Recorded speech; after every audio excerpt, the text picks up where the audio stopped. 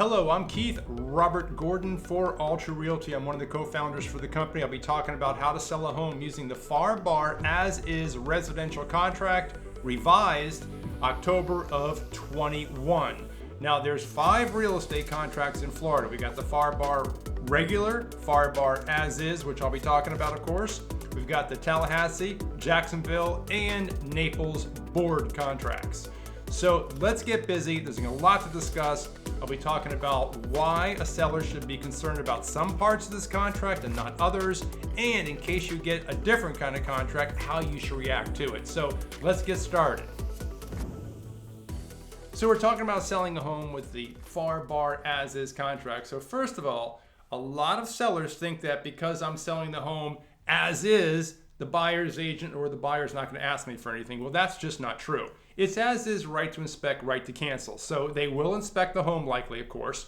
And during that inspection period, they're going to possibly ask you for repairs. Now, yes, you can deny the repairs. You can say, nope, I'm selling the home as is, take it the way it is, or leave it. The best way to do that is getting a 4-point inspection possibly before you list the home, which I have another video on 4-point inspections. Basically check out the roof, mechanical, plumbing, and other features of the home that are very important to the buyer to make sure that you know what they're going to be seeing once they get an inspection report. If you do it that way, you can pre-negotiate with the buyer's agent. The buyer's saying, hey, listen, I'm selling this home as is. As in, I've already got a 4-point inspection. I know what my home is. I'm selling it just the way it is. That's pre-negotiating an inspection report. I do it all the time.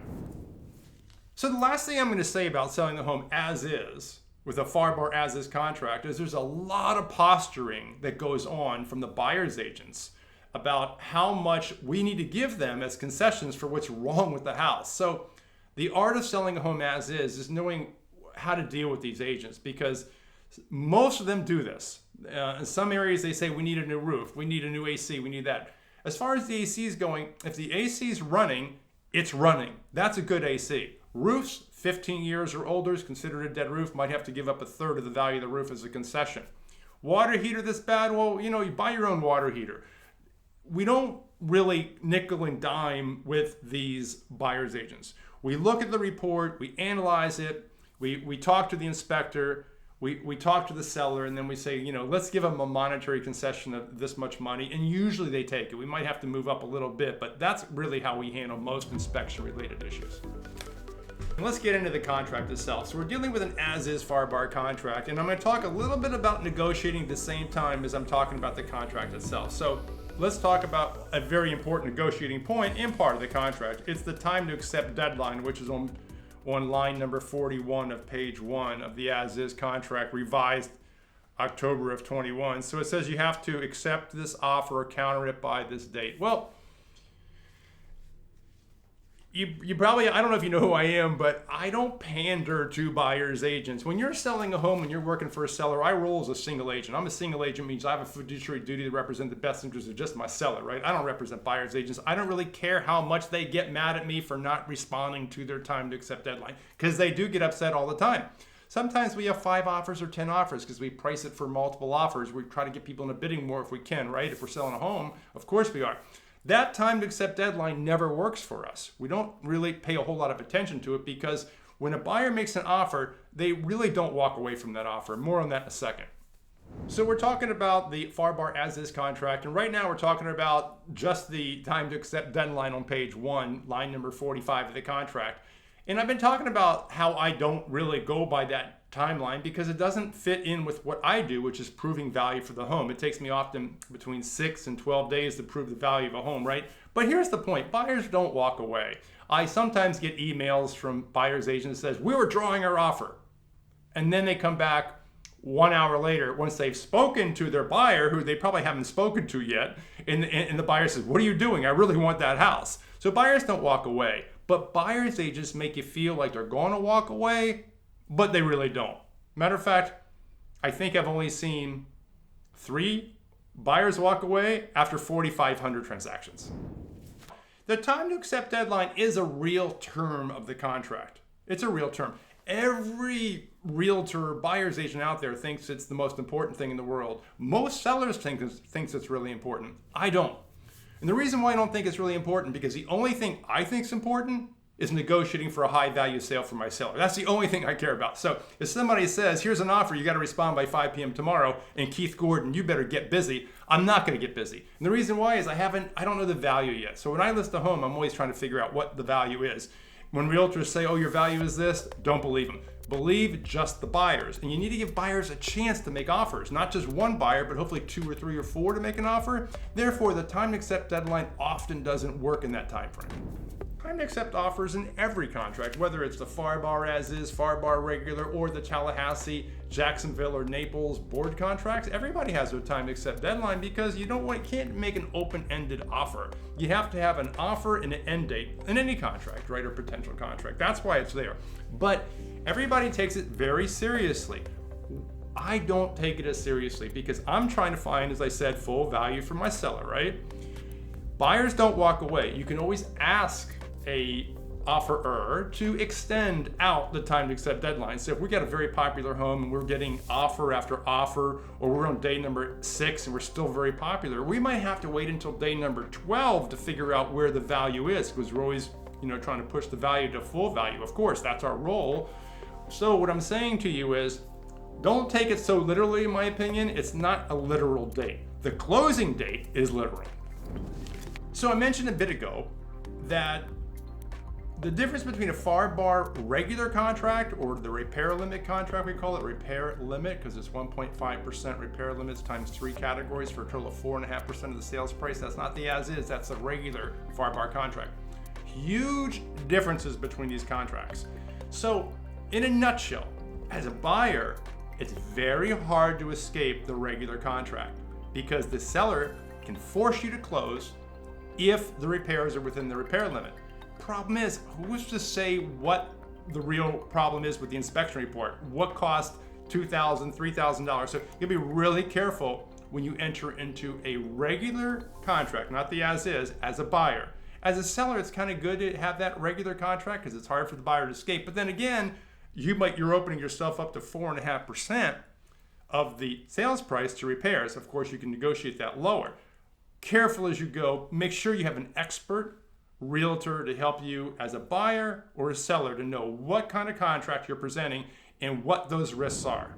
So I'm not sure who's listening to this video, whether you're a buyer, a seller, or a realtor, but I'm still looking at the differences right now between that FARBAR regular and that FARBAR as-is contract. As a buyer, realize this. If you put down escrow on a FARBAR regular contract, not the as-is, the regular, if it's a condo, the chances are that escrow is completely non-refundable right from the beginning, because in a condo, there's not a whole lot of things to go wrong. We don't have a roof and some big ticket items.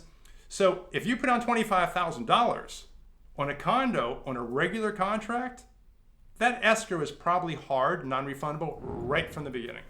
Now we're talking about dealing with the FARBAR regular versus the FARBAR as-is for a second.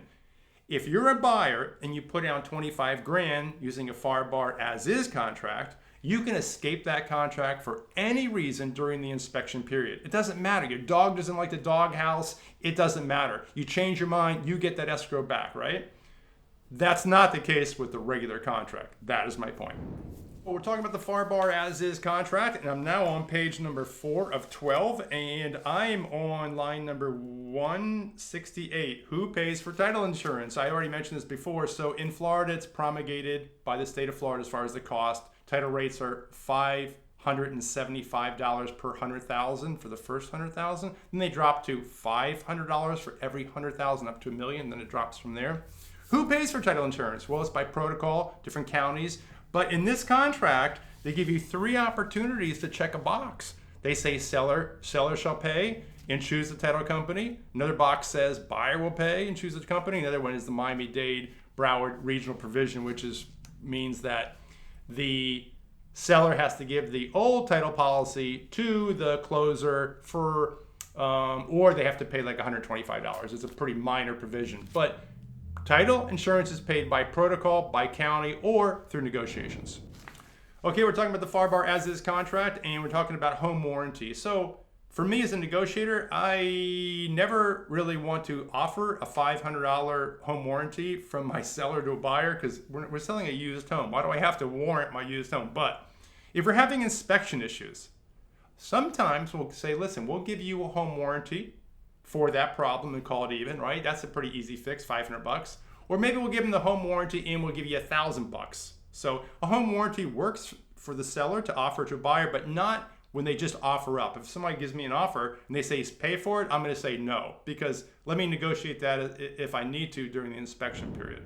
So we're talking about the FARBAR As-Is Contract. I'm Keith Robert Gordon, broker for Altru Realty. So permits, open permits and unpermitted work. This is such an important topic. I've written a lot about it. I got a lot of videos out there for it because it's a big topic in title insurance, right? Because can you close a home with open permits? So as a seller, the answer is yes, you can close a home with open permits. Matter of fact, the As-Is FARBAR contract doesn't say you have to close them out. It says that you have to cooperate with the buyer, give them notes, sketches, knowledge about open permits, but you don't have to close them out. More on that in a second. So we're talking about the FARBAR As-Is contract. For a moment, I'm going to reach back to the FARBAR regular contract and talk about open permits and unpermitted work. In the FARBAR regular contract, it has 1.5% default of the sales price for closing out open permits and for unpermitted work.